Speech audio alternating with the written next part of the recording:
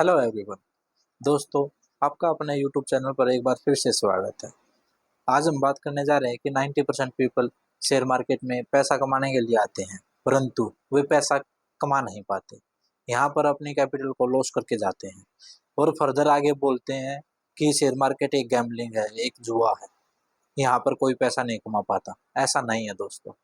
Share market एक सोचा समझा गया सबसे अच्छा बिजनेस है। अगर आप इसको बिजनेस के तौर पर लोगे तो ये बिजनेस है, और गैम्बलिंग के नज़रिए से इसको देखोगे तो ये गैम्बलिंग है। परंतु शेयर मार्केट में फिर भी 90% लोग जो होते हैं, 90% से ज़्यादा का डाटा है जो लॉस कर रही हैं। आज हम उनके लॉस करने के कुछ रीज़न जानेंगे। मैं आप सबके सामने वे रीज़न बताने जा रहा हूँ जो मैंने देखा है कि मार्केट में लोगों ने पैसा कैसे गंवाया है, कैसे अपने पैसे का लॉस किया है। मैं अपना एक्सपीरियंस आप सबके सामने शेयर करूँगा। ये मेरा एक्सपीरियंस है, यहाँ पर मैं किसी को हर्ट पहुँचाने का मेरा कोई इरादा नहीं है। और अगर मेरा एक्सपीरियंस आपको अच्छा लगे या फिर मेरे एक्सपीरियंस से आपको कुछ सीखने को मिले, और जो मैं आपको बताऊँगा उनको नोट डाउन करके आप देखना कि यही वे पॉइंट हैं या नहीं है। अगर पॉइंट ये वो नहीं है जिनसे लोग पैसा लॉस कर रहे हैं तो आप मुझे कमेंट में ज़रूर बताना। और अगर मेरा एक्सपीरियंस जो मैं बता रहा हूँ वो अच्छा है, आपको लगा कि ये ठीक है, तो वो बातें भी आप कमेंट करके ज़रूर बताना। ठीक है दोस्तों, आगे बढ़ने से पहले सब्सक्राइब करें और शेयर करें, लाइक ज़रूर करें। ठीक है दोस्तों, आज हम बात करने जा रहे हैं कि 90% लोग अपने पैसे को लॉस कैसे कर रहे हैं मार्केट में। सबसे पहला रीज़न है कि वे मार्केट में बिना नॉलेज के काम कर रहे हैं। बिना नॉलेज के कोई भी काम अगर आप करोगे तो वो आपके लिए लॉस मेकिंग ही कंपनी बन जाएगी आपकी। या आप कुछ भी देख लिए, बिना प्रैक्टिस के, बिना नॉलेज के आप कोई भी काम करो, या कोई किसी भी तरह का खेल हुआ, या किसी भी तरह की पढ़ाई हुई, डॉक्टर, इंजीनियर, वकील, जो भी कुछ है, बिना अगर नॉलेज के कोई भी काम करेगा तो उसकी सक्सेस होने के चांस 0.001 है। शेयर मार्केट भी ऐसा है, इसमें लोग बिना नॉलेज के काम कर रहे हैं।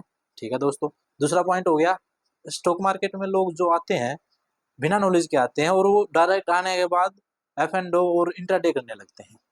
नॉलेज उनके पास म्यूचुअल फंड की भी नहीं है, इक्विटी की भी नहीं है, लार्ज कैप की भी नहीं है, और वो काम करते हैं फ्यूचर ऑप्शन और इंट्राडे में।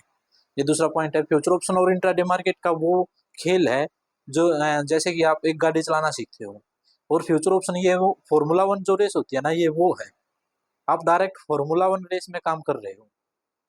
पहले अपनी गाड़ी चलाना सीखो, अपने गाँव में कहीं पर एक गाड़ी चलाना सीखो, उसके बारे में नॉलेज लो, फिर उसको हाईवे तक लेके आओ, हाईवे पे चलाना सीखो। इस तरह से स्टेप बाय स्टेप काम होते हैं यहाँ पे।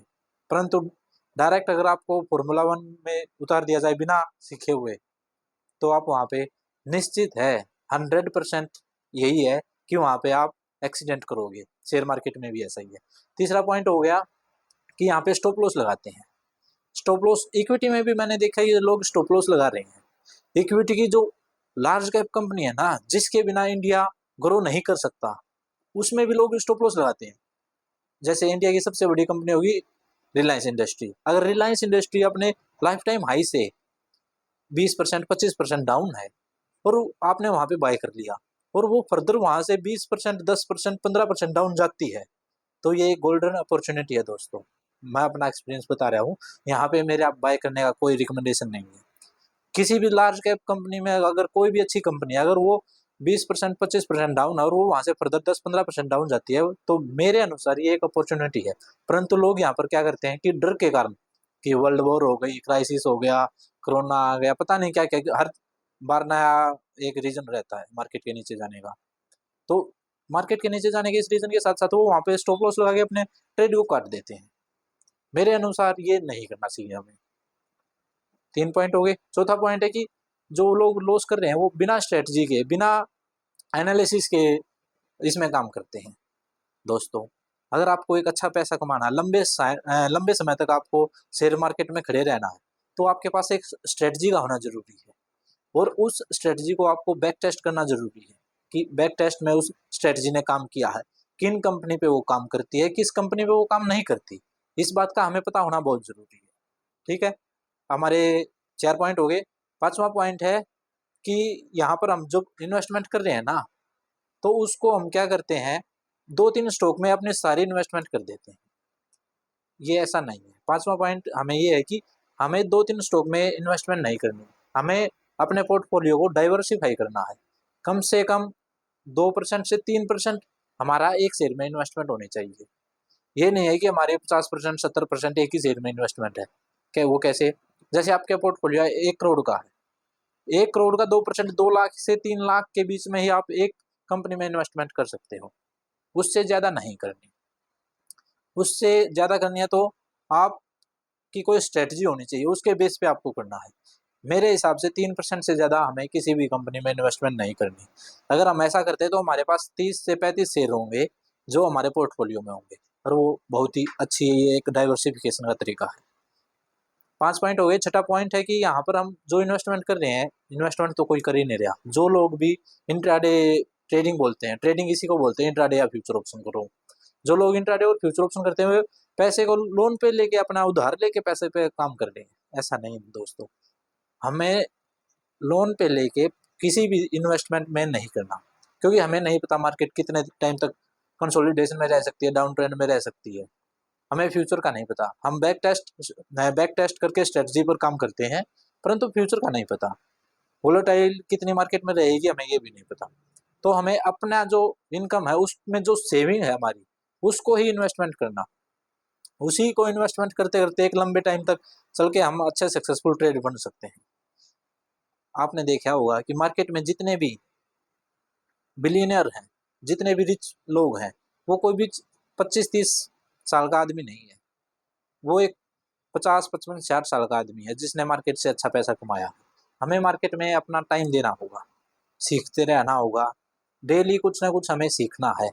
अगर हमें सक्सेसफुल ट्रेडर बनना है या इन्वेस्टर बनना है, मार्केट में डेली कुछ ना कुछ सीखना है।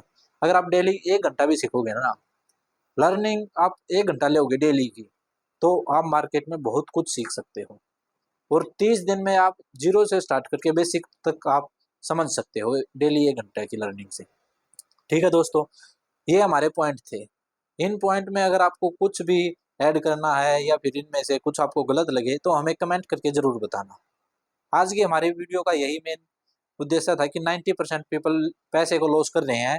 आप इनको नोट डाउन करना, और जो लोग इनको लॉस कर रहे हैं पैसे को मार्केट में, उनसे एक बार मैच ज़रूर करना, अगर इन्हीं में से वे कुछ काम कर रहे हैं या नहीं कर रहे। अगर कर रहे हैं तो भी हमें बताना, नहीं कर रहे तो भी हमें बताना। आपका कमेंट हमारे लिए लाभदायक रहेगा। और इस वीडियो का बनाने का मेरा पर्पज़ यही था कि मैं अपना एक्सपीरियंस आप सबके सामने शेयर कर सकूं। मेरी जो नॉलेज है, एक्सपीरियंस है, जो मैंने देखा मार्केट में, उसमें से मैं आपको कुछ बता सकूं। अगर आपको अच्छा लगे तो सब्सक्राइब करें और वीडियो को शेयर करें। उन लोगों को शेयर करना जिन लोगों को आप लॉस करने से रोकना चाहते हैं। उसमें आपके फैमिली मेम्बर भी हो सकते हैं, दोस्त भी हो सकते हैं, रिलेटिव भी हो सकते हैं, या फिर कलीग्स भी हो सकते हैं, आपके ऑफिस मेंबर भी हो सकते हैं, आपके सीनियर भी हो सकते हैं, आपके जूनियर भी हो सकते हैं, आपके पड़ोस में रहने वाले भी हो सकते हैं, कोई भी हो सकता है। उस आदमी को शेयर करो जिसको आप लॉस करने से बचाना चाहते हो मार्केट में, और एक सक्सेसफुल ट्रेडर या इन्वेस्टर बनना जो भी चाहता है वो इस वीडियो को ज़रूर देखे। ठीक है दोस्तों, कल फिर मिलेंगे नई वीडियो के साथ, और हम अपना एक्सपीरियंस शेयर करेंगे इन वीडियो में। ना कोई इसमें थ्योरिकल नॉलेज होगी। हाँ, प्रैक्टिकल तो हमारा मतलब एक्सपीरियंस है, थ्योरिकल नॉलेज नहीं होगी हमारे पास। हम इस चैनल पे ओनली प्रैक्टिकल बातें करेंगे। प्रैक्टिकल कैसे होता है, पहले थ्योरी पढ़नी पड़ती है, उसके बाद उसको बैक टेस्ट करना पड़ता है, प्रैक्टिकल देखना पड़ता है, तब जाके एक स्ट्रेटजी बनती है। ये नहीं है कि थ्योरी पढ़ी और स्ट्रेटजी बन गई, ऐसा नहीं है। बैक टेस्ट करना पड़ता है, उससे एक्सपीरियंस होता है। उस एक्सपीरियंस से हमें क्या मिलता है वो मैं आपको बताऊंगा। मैं एक बार फिर बताना चाहूँगा कि हमारी इस वीडियो का बनाने का पर्पज़ किसी को कोई रिकमेंडेशन या कोई हर्ट करने का नहीं है। ठीक है, हम अपना एक्सपीरियंस शेयर कर रहे हैं आप सबके सामने। ठीक है दोस्तों, कल फिर मिलते हैं एक नए एक्सपीरियंस के साथ। तब तक जय हिंद, जय भारत।